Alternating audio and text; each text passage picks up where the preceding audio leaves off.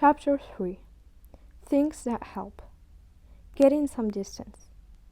In the 1994 movie The Mask, Jim Carrey plays a banker called Stanley Ipkiss. He finds a wooden mask that was created by Loki, the Norse god of mischief. When he puts it on, he wraps itself around the back of his head and consumes him, influencing his every move. He becomes the mask. With the mask right in front of his face, he sees the world through that lens. There is no room for any other perspective. When he pulls it off his face and holds it in his hand at arm's length, the mask loses its power to change how Stanley feels and behaves. It is still there, but just that little bit of distance allows Stanley to see that it's just a mask, it's not who he is. When we feel low in mood, thoughts can become all-consuming in this way. The brain senses from the body that things are not okay and starts offering up lots of reasons why that may be. Before you know it, a swarm of negative, self-critical thoughts are buzzing around your head. If we fuse with those thoughts and allow them to consume us, they can send the already low mood spiraling down further. All those self-help books that told the world to just think positive didn't account for the fact that you can't control the thoughts that arrive in your mind. The part you can control is what you do once they appear. One of the most important skills for learning to deal with thoughts and their impact on our mood is getting some distance from them. Sounds difficult when those thoughts are inside our own mind, but humans have a powerful tool that helps us to put thoughts at arm's length and give us the distance we need. It's called metacognition, which is a fancy name for thoughts about your thoughts. We have this ability to think, but we also have the ability to think about what we are thinking. Metacognition is the process of stepping back from the thoughts and getting enough distance to allow us to see those thoughts for what they really are. When you do this, they lose some of their power over you and how you feel and behave. You get to choose how you respond to them rather than feeling controlled and driven by something. Metacognition sounds complicated, but it is simply the process of noticing which thoughts pop into your head and observing how they make you feel. You can have a go by pausing for a few minutes and noticing where your mind wanders to. Notice how you can choose to focus in on a thought like Stanley putting the mask over his face, or you can let it pass and wait for the next thought to arrive. The power of any thought is in how much we buy into it, how much we believe it to be true and meaningful. When we observe our own thoughts and processes in this way, we start to see thoughts for what they are and what they are not. Thoughts are not facts. They are a mix of opinions, judgments, stories, memories, theories, interpretations, and predictions about the future. They are ideas offered up by your brain about ways we could make sense of the world, but the brain has limited information to go on. The brain's job is also to save you as much time and energy as possible. This means it takes shortcuts and makes guesses and predictions all the time. Mindfulness is a great tool for practicing the observation of your thoughts and strengthening that mental muscle that allows you to know what is a thought and choose not to stick to it, but to let it pass, making a deliberate choice about where to focus your attention. Mindfulness. Grabbing the spotlight. In the previous chapter, I listed a few of the common thoughts biases that tend to be a feeder of low mood.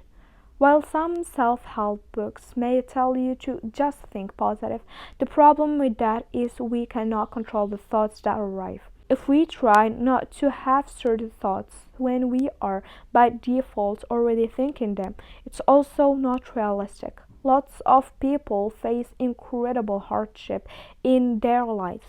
We don't want to add to that burden by setting the impossible standard of only producing positive thoughts in terrible times. There is likely to add some self-criticism into the mix when they realize they cannot do that and start to think it is a personal failure. So, while we cannot transcribe every thought that the mind produces, our power is in how we respond once it arrives. When it comes to thoughts, attention is power. If you imagine your attention as a spotlight, many people leave that spotlight to move freely wherever the wind blows. Your brain will occasionally take control if there are any signs of danger or threat, but we can also consciously choose to redirect that spotlight, paying attention to specific aspects of our experience on purpose.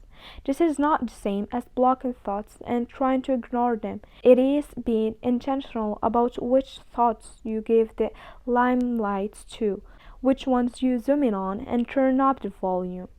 Many people come to therapy knowing what they don't want. They know they have some thoughts and feelings that they would like to get rid of, but when we turn towards the future they do want, it can come as a bit of a shock for the simple reason that they have never asked themselves that question before. Painful problems can be so overwhelming and demanding of our attention that we start to focus more on that and less on what we want instead. Many of us are out of the habit of asking ourselves what we want. We have responsibilities, a boss to answer to, a mortgage to pay, children to feed.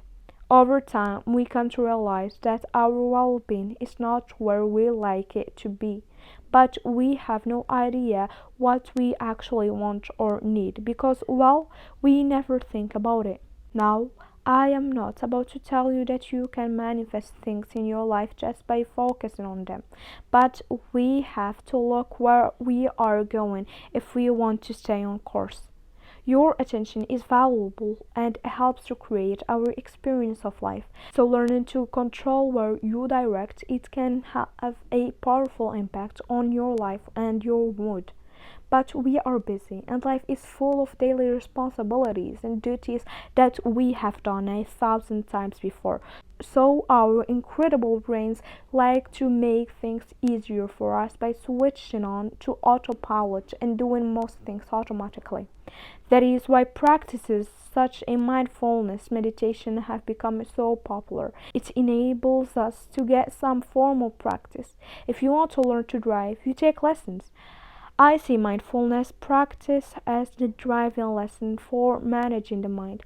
It might feel boring, scary, or frustrating at times, but it gives your brain the chance to lay down that neural pathway so that when you need to use those skills later, they come without too much effort.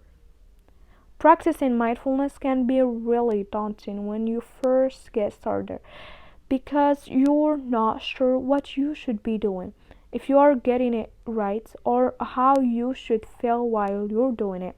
So, in the toolkit at the end of this chapter, you will find a few simple steps to guide you.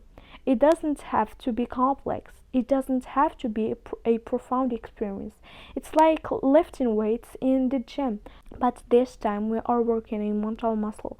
And as it grows, your ability to choose where you focus your attention increases, and along with it, so does your ability to manage your mood. How to stop the rumination? Rumination is like a thoughts washing machine. It's the process of turning thoughts over and over for minutes, hours, or days at a time. We already know that the depressed brain is more likely to focus on the thought biases that can make you feel worse. If you combine those thought biases with the psychological equivalent of rumination, then you have a recipe for more intense and prolonged distress.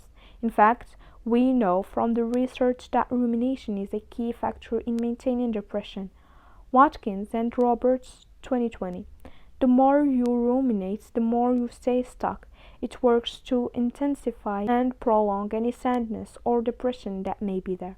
Remember what we said before about neutral pathways? The more you do something, the more established that neural activity becomes. This means the more you turn over painful thoughts or memories, the easier it becomes for you to bring those things to mind. You find yourself in a trap in which you continuously re-trigger painful emotions and distress and spiral down into a dark place. So, what can we do to stop the rumination that feeds painful emotion? When trying to change something in the moment, purely using a mental concept in our heads to refocus on something you can be hugely difficult. I have seen many people use an active approach to good effect. When you notice that you are sliding down the slippery slope of rumination, try a firm hand pushed out in front and one word: stop! Quickly followed by physical movements such as standing up and moving away from the position you are in. Change activity for a moment, or even just walk around or step outside for a few minutes, whatever is possible at the time. Physically moving your body can help to shift your mind when it is otherwise very difficult. Given that rumination invites us to swim around in thoughts of our worst traits and worst moments, and given the psychological implications of that on how we feel, one of the simplest ways to redirect things when we are not sure of the way out is a question: what would I do if I was at my best? Now, if you are experiencing dark times and depression, you cannot expect yourself to be doing whatever you would be doing at your best. But you can create a mental picture of the direction you want to move in. So, if I am sitting ruminating on a painful experience in my life and have lost several hours to that churning, I can ask myself that question. The answer may be I would stand up, take a shower, and put some music on that lifts my mood. Or perhaps I would pick an activity I enjoy that absorbs my attention. For anyone who is prone to rumination, time alone opens up the gates of the arena for the thoughts and memories and subsequent emotional pain to come flooding in and start circling your mind. Human connection is quite possibly the most powerful tool we have to let those thoughts exit after a few rounds. Friends or a therapist will listen carefully to each one, but they can be great at holding up a mirror to our minds by reflecting back to us what they notice. They help to build our self-awareness and provide prompts or cues to call a stop to the rumination and shift to something new and more helpful to our well-being. Mindfulness.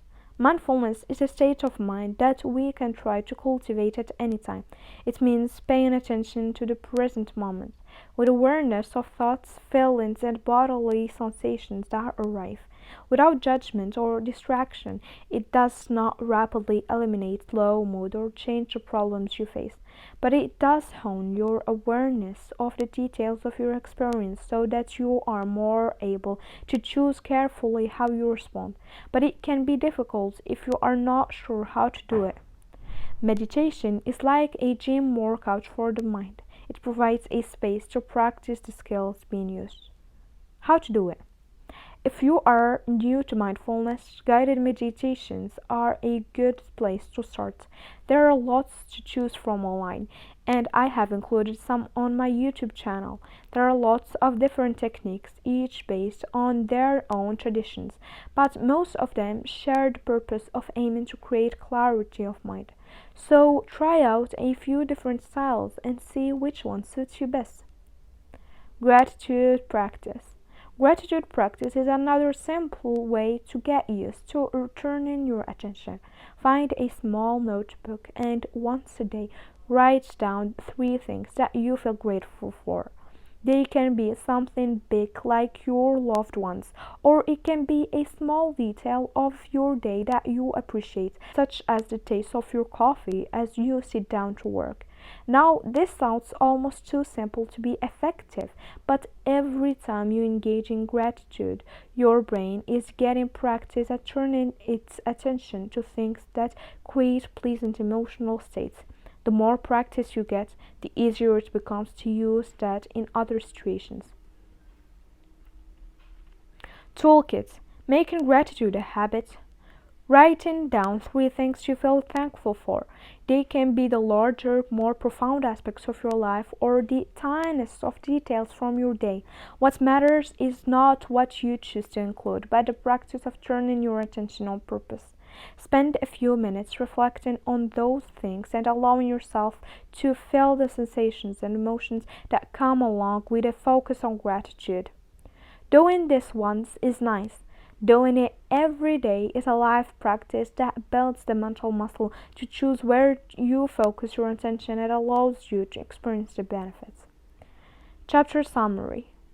We cannot control the thoughts that pop into our minds, but we do have control of our spotlight of attention. Trying not to think about something tends to make us think about it more. Allowing all thoughts to be present but choosing which ones we give our time and attention to can have a powerful impact on our emotional experience. Turning our attention is a skill that can be practiced with both mindfulness and gratitude practice. While there is a time for focusing on a problem, we also need to focus on the direction we want to move in and how we want to feel or behave. Thoughts are not facts. They are suggestions offered up to us by the brain to help us make sense of the world. The power of any thought is in how much we believe it to be the only truth. Taking power out of those thoughts starts with stepping back, getting some distance, metacognition, and seeing them for what they are.